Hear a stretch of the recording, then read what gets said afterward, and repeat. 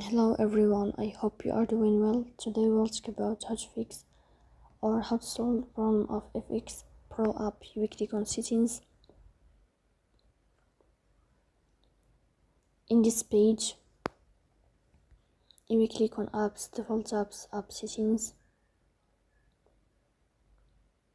Here in this window, you will search about FX Pro and you will enter. Then in this page,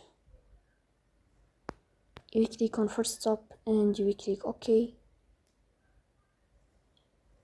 Here you will enter to the window of storage. Then we click on clear cache. In the end, you will turn off your Wi-Fi and you will turn on your Wi-Fi again to fix that problem. So that's all. Don't forget to support us.